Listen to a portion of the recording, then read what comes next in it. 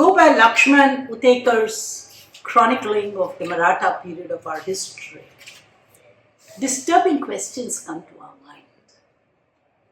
Is war only about bloodshed, killings, swords and armory? Ain't it also the story of bravery, of some kind of human values, of nourishing, even then a sense of nationhood, patriotism, or whatever you call that feeling that you have to a king in contrast to a country?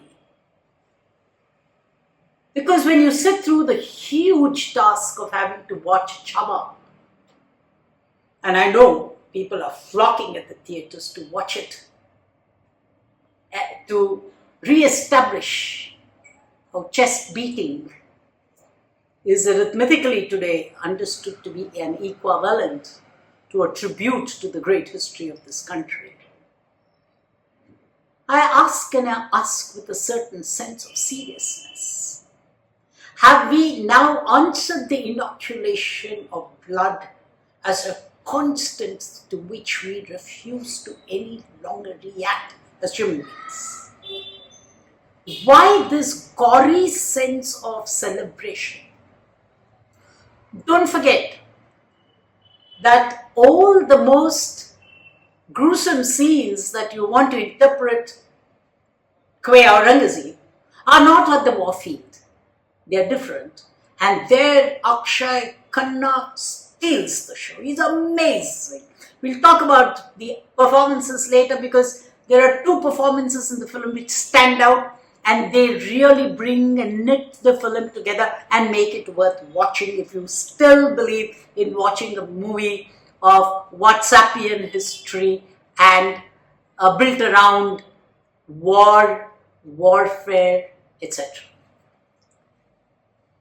Viewers of Telugu cinema or cinemas down the Vindhyas are used to, not that Hindi cinema is not, many people in India are used to seeing films where violence has become a cult. But to sit down and watch a film where eyes are removed, tongue is removed to show the cruelty of the antagonist, history,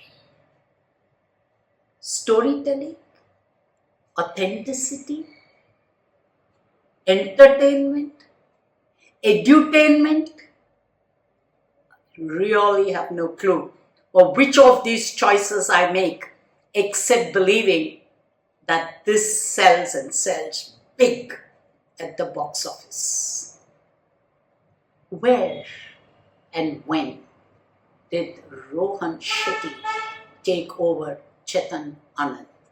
An important question that we should ask ourselves in the context of our war cinema, our history cinema, and our understanding of how we project heroes in contradistinction to how we bring down our villains.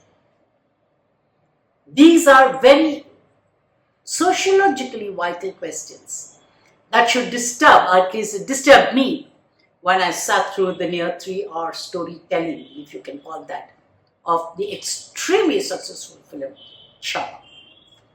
Story is very simple. It starts off with the news being conveyed to Aurangzeb, played brilliantly, as I said a while ago, by Akshay Khanna, that Shivaji is dead, Chhatrapat Shivaji is dead, and we have Chhaava, or the lion face.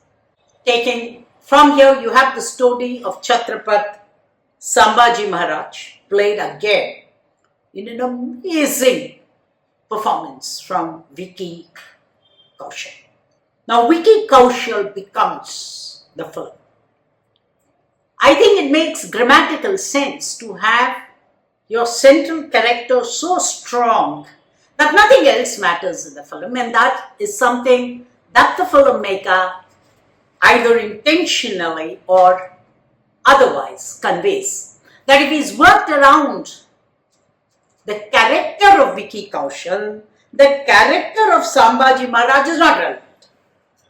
But then, to somebody like me who's not a great student of history, except that I suspect Lakshman Ursekar's credentials as a historian, the Chhatrapat really spent those kind of times with his wife, played by Rashmika, and whether she was that very contrived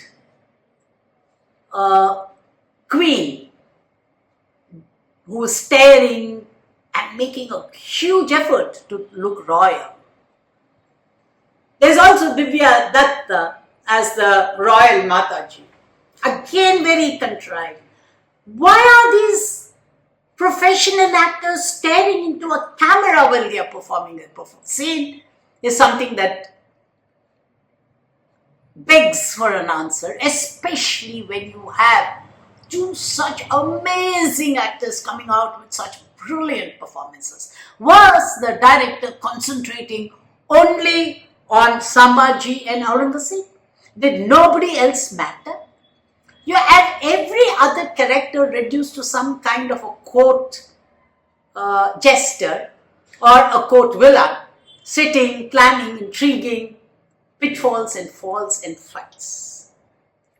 It is irrelevant to talk about the nuances of the story, what happens, how they do it, because it's a war film. It's about dust, smoke, fire, people killing one another in war scenes. Amazing camera work by Saurabh Goswami. Very, very interesting costume designs. We have an interesting cameo coming from Vineet Kumar as Kavi Kailash. And on the way or thereabouts the climax, there's a lovely poetic conversation which highlights the story of war, almost as a tribute to Walt Whitman, if you would like to believe it. But then there is also the contrasting scene of the gory violence at the instance of Aurangzeb. Again, so well crafted by Akshay. And the victims, including Sambhaji, played by Vicky, and you have a biblical reference to him being on a cross, etc. People like Ashutosh Rana, Yesaji Raya, Santosh Javedikar, all reduced to some kind of props. So Ashutosh Rana is staring. So is Divya Datta. I said this about Rashmika already. All this notwithstanding, there is this nice sense of, reiteration that we are a great country, we're a great culture. It's such a nice spirit to be with. We believe that the Marathas were such a great people. And I've spoken to a couple of people who said, there, see, finally history's got its due. So be it. My history teacher today is the multiplex theatre.